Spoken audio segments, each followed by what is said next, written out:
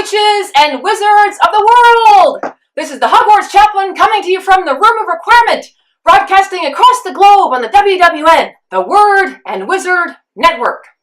Happy Easter, my friends! We are just wrapping up the Easter holidays here at Hogwarts, and the students are back reading their books in the library, and I am back reading the Muggle News from America. My friends, it is very disturbing to read what is happening in the great state of Arkansas, where they are in the middle of a mad rush to execute as many of their prisoners on death row as possible in the coming days and week. Apparently, one of the drugs they use in lethal injection, which is what the Muggles do to take someone's life, they are running out of said drugs and are therefore trying to kill as many people as possible before this particular store of drugs runs out. But my friends, the death penalty is not just in the state of Arkansas. It is all across the United States of America. So for those of you in the resistance, the question is a serious one. What do you believe about the death penalty?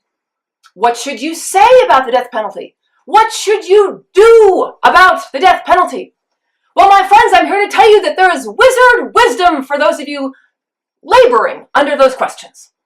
Because the death penalty used to exist in the wizarding world. The death penalty in the wizarding world is called the Dementor's kiss. Now you remember the Dementors are those tall, dark, floating, ghoulish, awful creatures that suck the joy and light and life out of everything and everyone.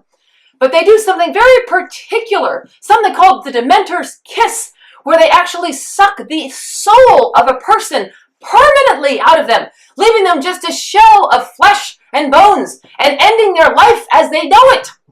And this act was sanctioned on certain occasions by the Ministry for Magic, ordered as a punishment for things like escaping Azkaban or killing other people. My friends, we know that J.K. Rowling allowed for the death penalty under the Dementor's kiss in those stories for a certain amount of time. But when the Ministry for Magic was reformed under the good soul, the wonderful wizard, Kingsley Shacklebolt, when he became Minister for Magic, he took the Dementors out of the prison system entirely and removed the Dementor's kiss as a sanctioned form of death by the government. So the wizarding world solved its death penalty problem. But consider this, my friends. There are people who say in America, there are good reasons to have the death penalty. There are 2 or 3 reasons that we'll consider here on our broadcast, briefly. First, there are those that say it is a deterrent. But my friends, decades of research on this question have at the very least left it an open question as to whether or not the death penalty is a deterrent. In fact, in state after state that has the death penalty, the results so far is that there is not a decrease in the number of homicides. In fact, my friends, it's harder and harder for people to actually receive the death penalty since they are guaranteed by law a certain number of appeals of that decision. As a result, in many states in America, you can receive the death penalty but remain on death row for years. In fact, in the state of California, the average time you spend on death row is over 20 years. So to think that that's some kind of deterrent, that's a difficult argument to make. The second reason people give is for cost. What you hear people say is we do not want to pay to keep people in prison for decades and decades and decades. If we give them the death penalty when they commit their crimes, that will save the state money. Well, my friends, going back to the earlier statistics I just quoted, people can spend years, if not decades, on death row, which is the most expensive form of prison there is. Solitary confinement, suicide watch, access to lawyers in the appeal system. My friends, it simply is not true to say that it is cheaper to kill someone early rather than have them sit in prison, because the truth is, if they've received the death penalty, they're not sitting in a cheap prison. They are sitting in a prison that has a death row section and unit and staff and legal team. In fact, in many cases, it is 3 times as expensive to be on death row for a year than it is to be in prison for life without parole. So the question of cost can really be taken apart. And at the very least, we can say the jury is out on whether or not cost is actually improved by killing people. My friends, another things people say is that victims of families deserve to have the person who they think murdered raped, or committed some horrible and unthinkable crime against their loved one, that because they want closure, that's the word that's often used, it is their right to receive it. My friends, again, research on this question at least leaves it open as to whether or not this is in fact good for victims' families. Firstly, we should consider it as a matter of legislation. In what other areas of our country do we say that the person who is the victim of a particular crime should be the sole arbiter of what the punishment for that crime should be?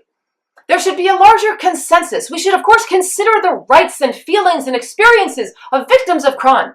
But should they be the only people? Should their feelings, understandably outraged, afraid, angry, vengeful, that's all understandable. But my friends, is that the community of people solely who should be making decisions on life or death of prisoners? Remember, too, that there's research that we're not exactly sure that everyone who is on death row should, in fact, be there.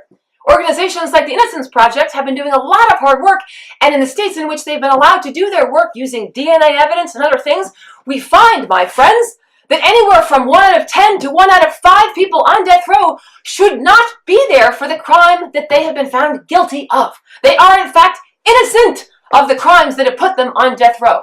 1 out of 10 to 1 out of 5. Baked in.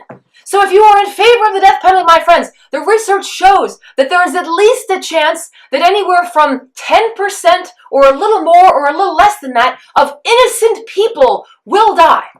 We haven't even begun to discuss, nor do we have time in this particular broadcast on the WWN to consider the role of race and socioeconomic status. That in many cases, the sole determination between whether or not a person who's committed a crime, the same as a second person committing the same crime, who receives the death penalty? Quite often it is because the person is a person of color, a person who hasn't finished high school, a person who has no access to resources. Yes, my friend, it is not always the evidence in the trial, but the reality and the race of the person on trial that determines whether or not they receive the death penalty where others receive prison or prison without parole. So my friends, there are all kinds of problems with the system and all kinds of problems with the reasons given to continue with the death penalty. As is our practice here on the Word and Wizard Network, let us consider very briefly a few scriptures. We have wizard wisdom, and now we have word wisdom on the particular question of the death penalty. Well, first we have to quote one of the most quoted passages in the death penalty debate, and it is from the Old Testament, where you hear, an eye for an eye, a tooth for a tooth, a life for a life. Many people use this as a reason, as a defense for the death penalty. But it is important to consider, my friends, that scholars of the Old Testament, both Jewish and Christian, will tell you that that passage had a particular agenda, a particular context that must be considered. At that time in the ancient world, you had the serious problem of rulers and leaders and wealthy people who, if anyone committed crimes against them, would have a disproportionate response. If one person injured them, they would kill the person, or the person and their family. Or rulers could wipe out a whole town. And in that context of the ancient world, it was the people of God, the Israelites, who were told, you will be different, you will be set apart in a world where there's constant, disproportionate uses of violence and revenge. You will be a people who will do no more than take an eye for an eye, a tooth for a tooth. That passage, my friends, is not a justification for revenge. It is a rebuke against the excesses of revenge. A second passage worth considering, my friends, is Jesus, the great wizard of Nazareth. When on earth he came upon a death penalty, the moment when a woman caught in adultery, not suspected of adultery, not because there were rumors about adultery, but actually caught in the act, as far as we know, a completely guilty person of a crime. She was going to be stoned to death, which was that civilization's punishment for the situation in which she found herself. You will notice, if you know the story, that Jesus does not join in on the stoning of the person who has objectively broken a religious law. He interrupts the execution. In fact, he stops the execution. My friends, that is something to consider, as are the words of Jesus. When he says, you were told an eye for an eye, a tooth for a tooth, a life for a life, but I tell you, when someone strikes your cheek, turn the other.